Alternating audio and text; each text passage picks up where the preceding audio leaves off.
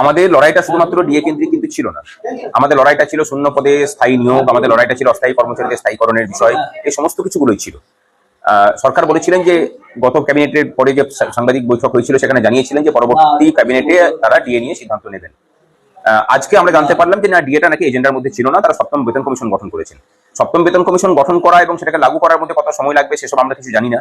সপ্তম বেতন কমিশন কোন কোন বিষয়গুলোকে নিয়ে কাজ করবে আমরা সেটাও কিছু জানি না। আমরা জানতে পারছি না যে ইমিডিয়েটলি তার কোনো, এবং এটা খুব পরিষ্কার যে ইমিডিয়েটলি তার কোনো ফিনান্সিয়াল ইমপ্লিকেশন সরকারের উপর পড়ছেও না। আমরা যে কথাটা বলেছিলাম বারবার করে এবং বলেও আসছি যে মানে কেন্দ্রের সাথে বা অন্যান্য রাজ্যের কর্মচারীদের সাথে আমাদের ডিএর যে পার্থক্য আকাশ জমিনের জায়গাতে দাঁড়িয়েছে, ভোটের আগেও তারা এই বিষয়টাকে নিয়ে তখন যারা বিরোধী ছিলেন তারা সরব হয়েছিলেন, তাদের কাছে তো এই আশাটা থাকবেই যে তারা ইমিডিয়েটলি সেই বিষয়গুলোকে পূর্ণতা দেওয়ার দিকে নিয়ে যাবেন। আমরা ধৈর্য রাখছি, অধৈর্য হচ্ছি না। আশা করি পরবর্তী কোনো বৈঠকে তারা সিদ্ধান্ত নিয়ে বকেয়া মহার্ঘ ভাতার বিষয়টাকে সামনে নিয়ে এসে সেগুলোকে কার্যকরী ভূমিকা গ্রহণ করবেন। অস্থায়ী কর্মচারীদের বিভিন্ন সেক্টরের বিষয়গুলোকে নিয়েও তারা পদক্ষেপ গ্রহণ করবেন। আমরা সরকারের সাথে কোঅপারেশনই আছি, কিন্তু তার আগে আমরা যেটা চাই যে সরকার কিভাবে কাজ করতে চাইছে কর্মচারী হিতে এবং রাজ্যের অন্যান্য বিষয়গুলোকে নিয়ে, সেই নিয়ে আমাদের সাথে বৈঠকে বসুক, আলোচনা হোক, খোলামেলা আলোচনা হোক। আমরা যেন জানতে পারি যে সরকার কিভাবে ভাবছে। পূর্বতন সরকারের মতো কর্মচারীদের জন্য দরজা বন্ধ করে দেওয়ার রাস্তা যেন না হয়।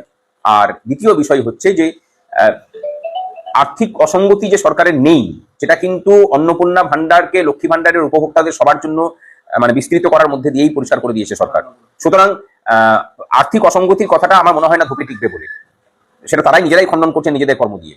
সুতরাং সেখানে যখন নেই তখন পূর্বতন সরকারের মতো অসদিচ্ছা না দেখিয়ে সদিচ্ছা দেখিয়ে ডিএ ইস্যু ইমিডিয়েটলি সমাধান করুন।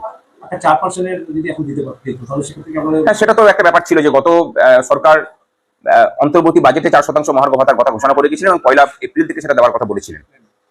গত সরকার সেটা ঘোষণা করেনি, নোটিফিকেশন বের করেনি। এই সরকার অন্তত সেটাও করতে পারতো যে সেই নোটিফিকেশনটাকে মানে বের করিয়ে দিতে পারতো। একটু হলেও দিনের শেষে বলতে পারেন যে হতাশ, কারণ সপ্তম বেতন কমিশন কোন কোন পেরিফেরি নিয়ে কাজ করবে এটা কিন্তু আমাদের কাছেও এখনো পর্যন্ত পরিষ্কার তারা করেননি।